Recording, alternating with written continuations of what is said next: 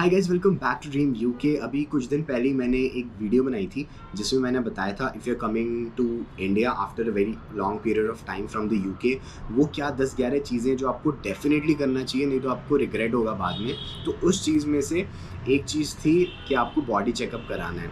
और ये मैं इसलिए बोल रहा था क्योंकि यूके में जाके ना आपकी थोड़ी हेल्थ पे इम्पैक्ट आता है, जो कि मेरे को फ़ील तो हो ही रहा था, लेकिन मेरे को एग्जैक्टली पता नहीं था।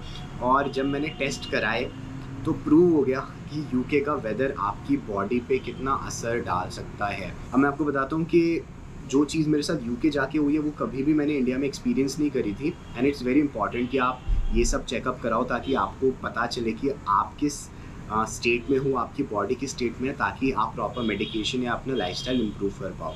तो देखो, अभी ना मैंने अपना बॉडी चेकअप कराया जिसमें ब्लड टेस्ट हुआ, बहुत सारे टेस्ट हुए।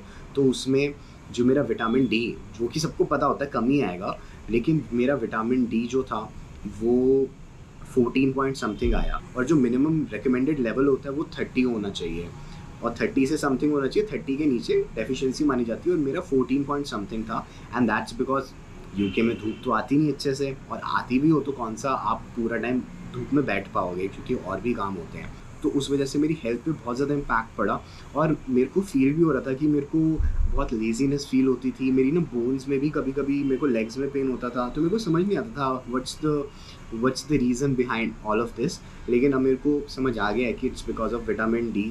तो अब तो एक मेरे को इंजेक्शन लेना पड़ेगा विटामिन डी का, और 3 महीने की डोजेज डॉक्टर ने रेकमेंड करी है। So I do that, so I take the medicine.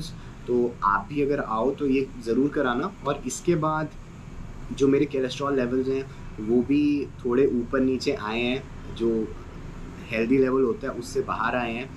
तो उससे क्या होता है कि आपके जो हार्ट रिलेटेड डिजीज़ेज़ होते हैं ना, कार्डियोवैस्कुलर जो डिजीज़ होते हैं, उनके चांसेस बढ़ जाते हैं, हार्ट अटैक के चांसेस बढ़ जाते हैं। ये नहीं कह रहा कि मेरी ऐसी हालत होगी कि मेरे को हार्ट अटैक आ जाएगा, बट ये एक शुरुआत है कि अगर आप इस पॉइंट के बाद अपनी बॉडी का ख्याल नहीं रखोगे over a prolong period of time, आपकी बॉडी में कुछ ऐसी चीज़ें सामने आएंगी जो कि आपके लिए सही नहीं होगा, और it could be in the form of heart related diseases.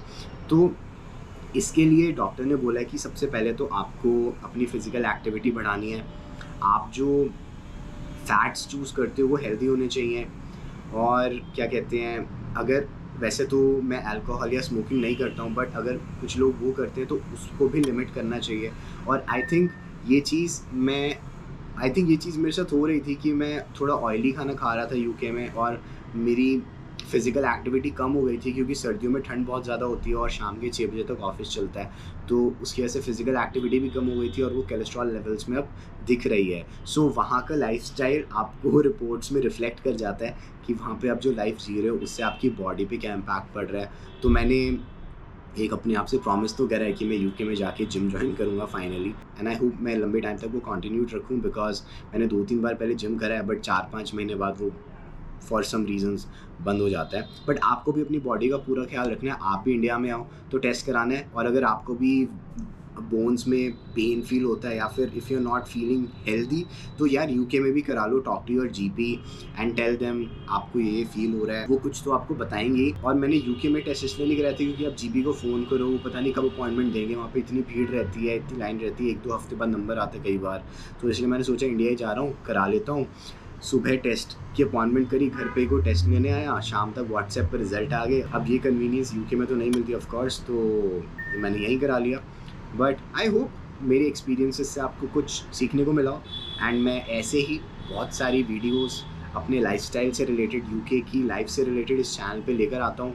मैं अपनी जर्नी स्टूडेंट लाइफ के बाद भी शेयर कर रहा हूँ एज अ वर्किंग प्रोफेशनल। तो मेरे स्टूडेंट एक्सपीरियंसेस, मेरे working life experiences and my life in UK experiences को अच्छे से जानने के लिए in the coming days, in the coming months, don't forget to subscribe my channel. And that's all from my side. Bye.